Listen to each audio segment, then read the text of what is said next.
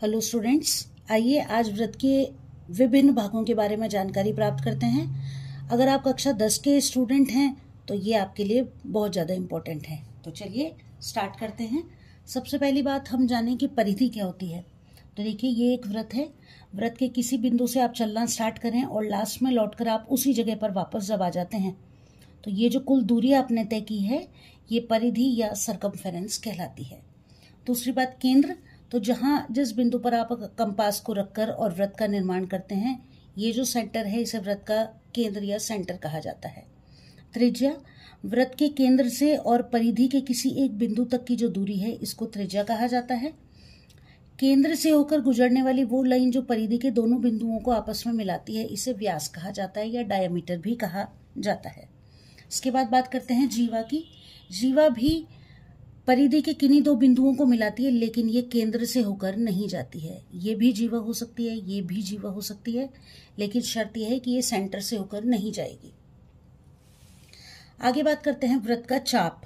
तो ये जो है, मान लीजिए ये यहां से यहां तक, ये चाप कहलाएगा। इसके बाद बात करते हैं स्पर्श रेखा की। स्पर्श रेखा क्या होती है? तो स्पर्श रेखा व्रत से होकर जाने वाली ये लाइन स्पर्श रेखा कहलाती है। आगे बात करते हैं छेदक रेखा की। छेदक रेखा व्रत को किसी बिंदु पर काटकर जाती है। ये जो लाइन होगी ये छेदक रेखा होगी। इसके बाद बात करते हैं त्रिज्य खंड की। त्रिज्य खंड क्या होता है? ये देखिए, सेंटर से ये जो है दूरी, ये क्या कहलाएगी? त्रिज्य खंड कहलाएगी। इसके बाद बात करते हैं व्रतखंड की।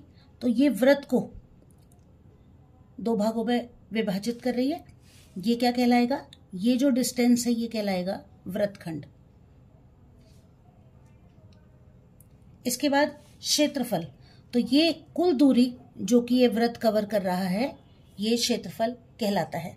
तो अगर आपको समझ में आया और अच्छा लगा हो तो इसे अपने फ्रेंड्स के साथ शेयर कीजिए ताकि वो भी अच्छे से व्रत के बारे में जान पाए। और अगर चैनल आपने सब्सक्राइब नहीं किया है तो वो भी कर लीजिए और नई नई जानकारी के लिए रेगुलरली देखते रहिए। बाय।